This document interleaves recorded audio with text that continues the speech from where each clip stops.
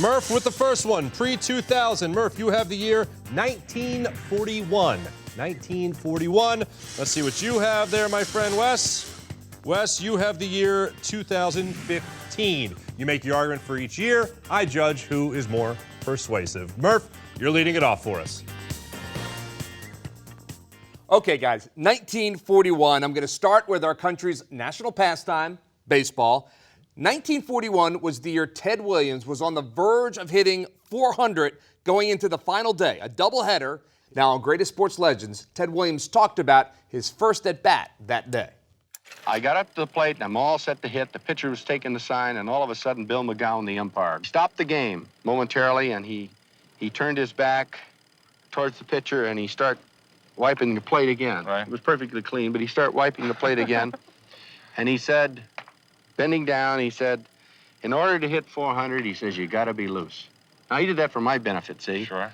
And then Frankie Hayes, who was the catcher, said, we're going to pitch to you. He said, we're not going to give you anything, but he said, we're going to pitch to you. Mr. Mack said to pitch to you. Now, Ted Williams played both games of the doubleheader that day. He went 6 for 8. He ended the season batting .406, and no one has batted 400 since. You know what? That's a nice one, Murph. But now it's my turn. Let's go back to 2015. I don't even need my notes for this one. Number one sport in America is and was football. And in the Super Bowl, it was Seattle against New England. I know you remember this. New England leading 28-24. Russell Wilson leads the Seahawks down to the Patriots' 1-yard line with less than a minute left in the game. On second down with the timeout left in their pocket, they elected to pass the ball instead of handing it to beast mode, Marshawn Lynch. Ball is inevitably intercepted by Malcolm Butler. It sealed the victory for New England. Now, besides, I lost a little bit of money that game. But anyway, I got a question for you, Murph.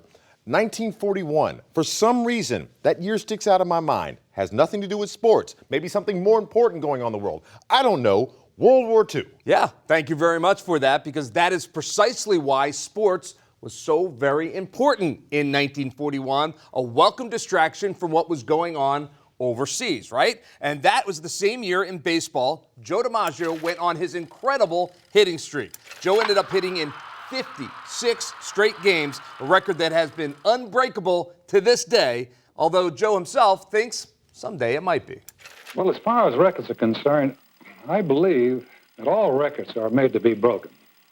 Just like Aaron just broke Babe Ruth's record, and so many other records have fallen by the wayside, I believe 56 games will go as well. See, even Joe's not impressed about that. But, Murph, let me remind you, 2015, another big highlight was the NBA Finals. Steph Curry, Klay Thompson, Splash Brothers. You know, they helped Golden State get to their first finals appearance. Now, as we all remember, they faced off against LeBron James and the Cleveland Cavaliers. Golden State took the series in 6, and it marked the beginning of the Warriors' dynasty.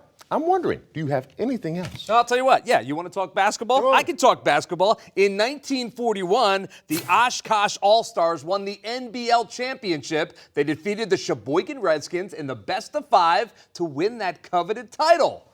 That was, of course, before the NBA was a thing, but that's what I got. The Sheboygan Redskins, bro?